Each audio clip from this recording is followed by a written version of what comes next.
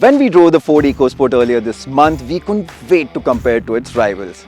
The updated exterior and the revamped interior brought it back into the game. So here we are in Battle Royal, where we have lined up the Tata Nexon and the Vitara Brezza to answer what everyone wants to know. Which is the best compact SUV? Let's find out.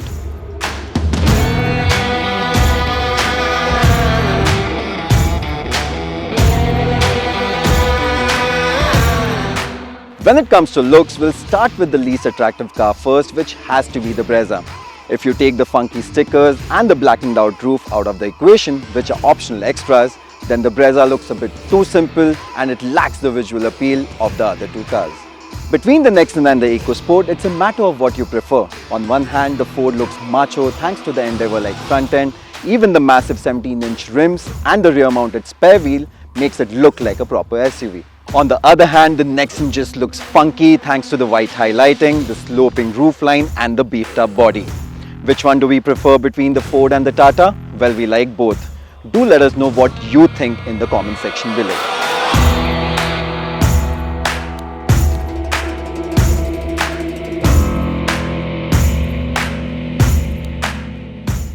Moving on to the inside, the Brezza's cabin is quite simple, but it isn't a bad thing, because the clean layout makes it easy to get used to.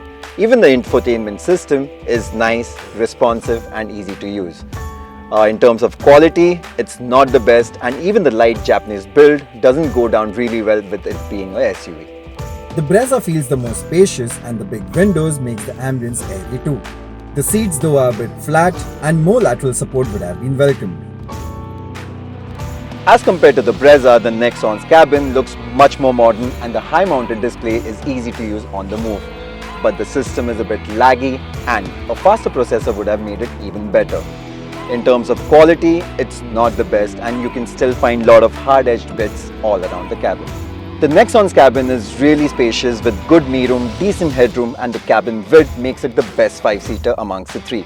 But the seat cushioning is a bit too soft and is not the most comfortable over long journeys. Moving to the EcoSport, the dash layout is quite similar to the Nexon, but the Sync-to system is by far the best amongst the three, thanks to the responsive touch and the high-res display.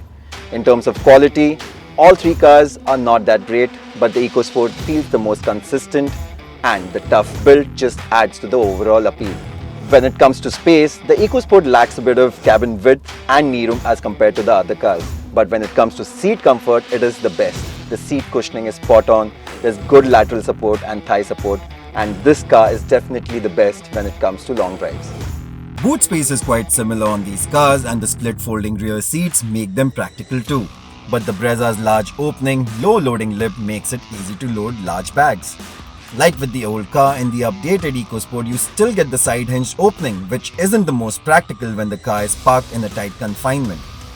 When it comes to equipment, all three cars are well specced and apart from the usual bits, they get their own set of unique features. On the Nexon, you get stuff like wristband, which acts like a key, rear AC vents with blower speed adjust and driving modes. The Brezza on the other hand gets auto headlamps, wipers and mood lighting for the instrumentation cluster. The Ford also gets bespoke things like tilt and telescopic steering adjust and auto dimming mirror. But when it comes to safety, the Ford is just unrivaled, as you get things like 6 airbags, tire pressure monitoring and traction control, which you don't get in cars twice its price. Enough of the comfort and cosmetic bits. These being compact SUVs, the potential customer will have driving pleasure and comfort high on their priority list. So how do they perform out on the road?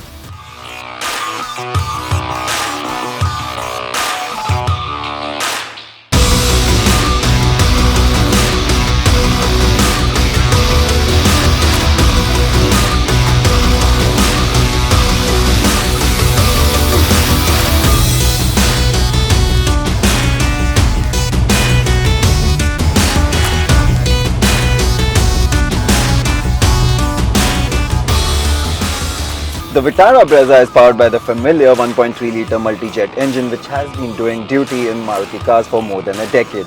And clearly it's showing its age. It has a lot of turbo lag below 2000 RPM which makes it cumbersome to drive in the city.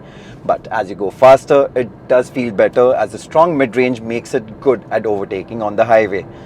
It also has got the best gearbox and clutch combo amongst the three. As compared to the Brezza, the EcoSport's engine feels more linear, which means you end up shifting less, especially in the city, which is a good thing because the gearbox is a bit rubbery and isn't the slickest. What's also good is past 2000 RPM, the mid-range is really nice, even the top end is strong, which makes it a great highway car. Coming to the Nexon, the 1.5 litre 4-cylinder engine isn't as refined as the Ford. Even the clutch action is a bit jerky when you're driving fast. But when it comes to drivability, it completely nails the other two. In our third and fourth gear acceleration test, it is nearly 3 seconds quicker than both the Ford and the Maruti, which is a massive margin. Unlike in the other two cars, you also get 3 drive modes in the Nexon. And the good thing is, be it in city, eco or sport, there's more than enough grunt on tap, and this further adds to the driving experience of the Nexon.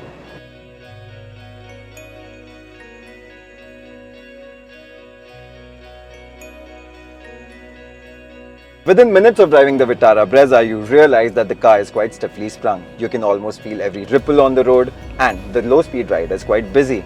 It does get better with speed, but it never feels as settled as the Ford or the Tata. When it comes to ride, the EcoSport definitely does a better job than the Brezza, where it feels more pliant and the soft suspension does a good job of dealing with bumps. But the lower profile rubber and the shorter suspension travel results in a ride which is a bit clunky. There are no such problems in the Nexon as the long travel suspension takes over worst of our road surfaces with ease. Sure, you can hear the suspension working, especially at low speeds where it tends to thud through it.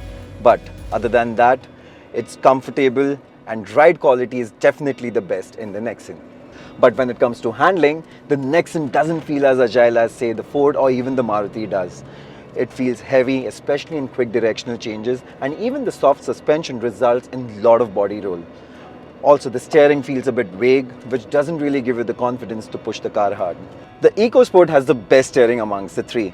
It's light and easy to use at low speeds, and even as you go faster, it weighs up nicely and it gives you a good sense of control.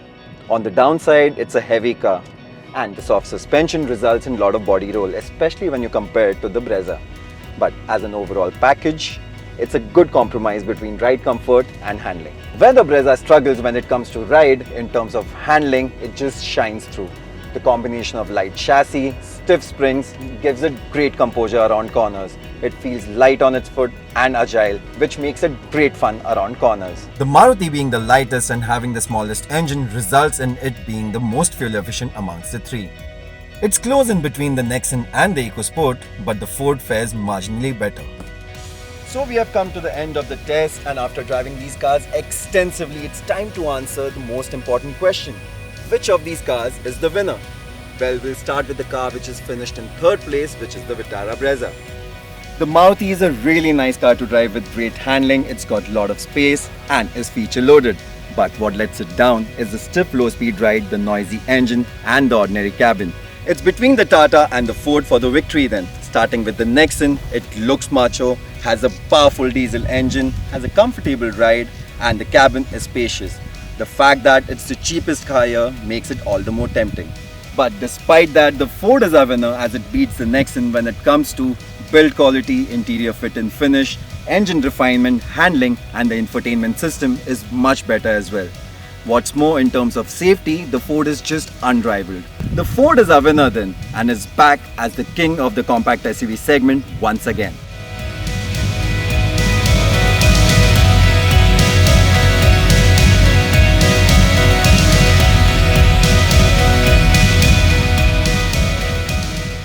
We have also done this comparison in detail on the website, so do visit CarWale.com for a more in-depth analysis.